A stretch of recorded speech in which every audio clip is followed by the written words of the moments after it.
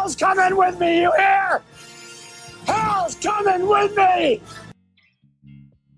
Hello, everyone, and welcome to another edition of Real Estate Realities with the Rebel Broker. My name's Robert Whitelaw, and I am the Rebel Broker, licensed real estate broker in the state of California, member of the National Association of Realtors. But please, don't hold that against me. Welcome to it, folks. As I mentioned, I'm a licensed real estate broker right here in California with Whitelaw & Sons Real Estate Services based in the South Bay Area. If you have any interest in buying, selling, or investing in real estate, I would love to throw my hat in the ring to potentially help you achieve that goal. Feel free to reach out to me. The best place to do that is the website, soldbyrobert.com. So if you would like to get a free online estimate of your home's current value or start your home search with a great online search tool, you can find those on the very front page of soldbyrobert.com. And of course, if you'd prefer a more precise, hand-created value estimate for your home, I can absolutely take care of that. You can contact me right through the website.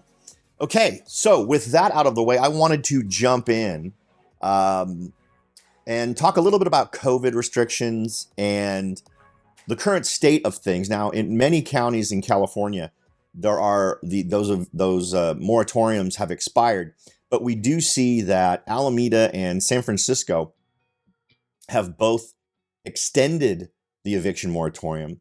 And I kind of wanted to hit it because it's something that I get folks asking me about. It doesn't really affect me directly because down here in the area where I serve in Southern Silicon Valley, which is sort of the San Jose, Blossom Valley, Morgan Hill, San Martin, Gilroy area, we don't have those in place right now.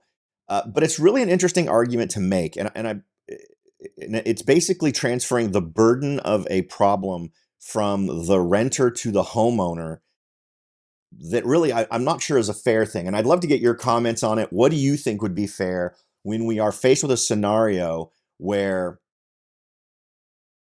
the government is imposing certain things, right? The lockdowns, the government is doing things that forces a depression in the economy that then costs people their jobs and their ability to make money because they're all locked down. They can't go and work at the job they were supposed to go work at.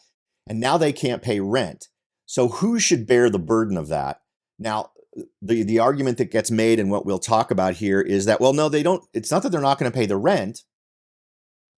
It's that the rent is simply deferred, right? So these folks will eventually have to pay the rent, but they can't at the time. Well, that doesn't work for a landlord who is surviving based on the payments of their renters. They have to pay a mortgage on that house. So let's go ahead and just review real quickly the rundown here. COVID eviction protections are still in place in Alameda County in the city of Oakland and San Francisco. In Oakland, landlords can evict a tenant for failing to pay rent unless the tenant poses an immediate threat to the health or safety of other renters. This is an article from the Mercury News. This was posted on November 25th, updated on the 28th, so updated today. And despite legal challenges from landlords, the COVID-era eviction protections Alameda County tenants have enjoyed since the start of the pandemic aren't going anywhere, at least for now. And remember, this is 2.5 years. So if you are someone who owns a income-producing property, you are renting your home, and you have gone from that home, let's say the rent was $2,000 a month for the home that you're renting. And let's say that your mortgage is $1,500 a month. So you have a $500 positive cash flow.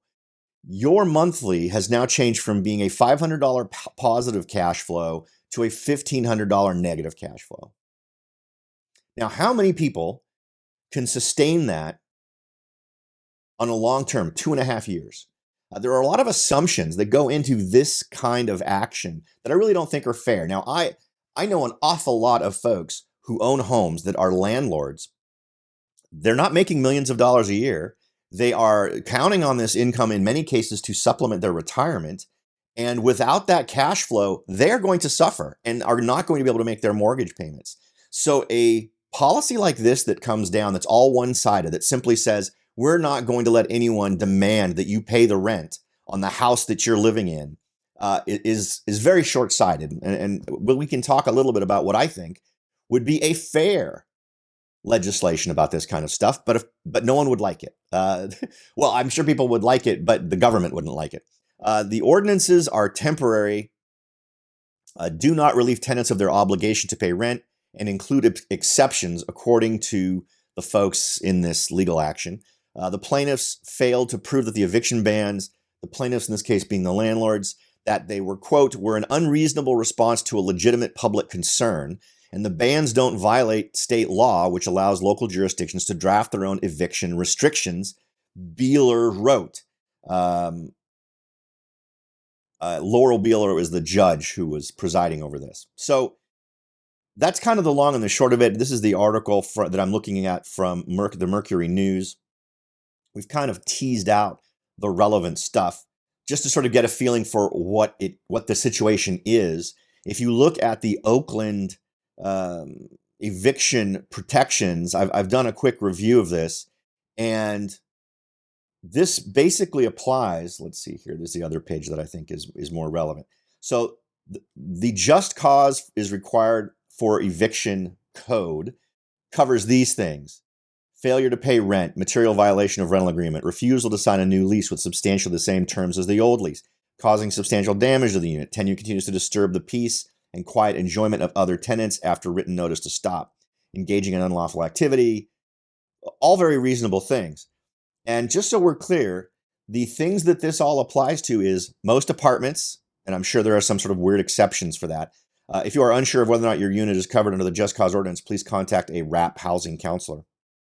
Most condos, owner-occupied duplexes and triplexes, which is bizarre. I'm not sure why quads aren't included in that. Quads still categorize themselves as conventional loans if you're buying as an occupant owner. Single-room occupancy hotels, Section 8 voucher subsidized housing, and single-family homes. So this basically covers everybody, right? So that's not like they're just dealing with some pocket subgroup within those homes that are likely rented. The single-family residential condo covers pretty much every mom and pop organization. So let's step back for a second.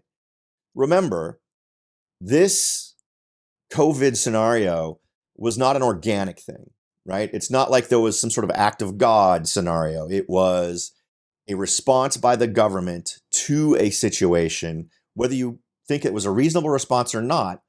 But the government decided we will shut these things down. We will stop business from happening. And that's directly what causes the folks to lose their jobs so they can no longer pay their rent. Now, in my mind, simply saying, okay, because this is a problem we created, we are now going to make sure that you can't evict a tenant for non-payment of rent. I don't think that's the solution. Now, I don't think that they should be interfering in your property rights in that way at all. I tend to be a little bit more libertarian when it comes to your rights. I think property rights are being infringed an awful lot in today's world, that in ways that I would rather that they weren't. But let's pretend for a second that for those of you who agree or disagree with me, that's fine. But let's pretend for a second that landlords aren't evil people with millions and millions of dollars sitting in the bank, because by and large, they are not. The vast majority of folks I have helped invest in real estate are not giant conglomerates and corporations with millions of dollars in the bank. They are mom and pop folks. They are people who I helped buy a home without them selling their previous home so they could then rent that home to supplement their income. So you're just transferring the damage from the renter to the homeowner.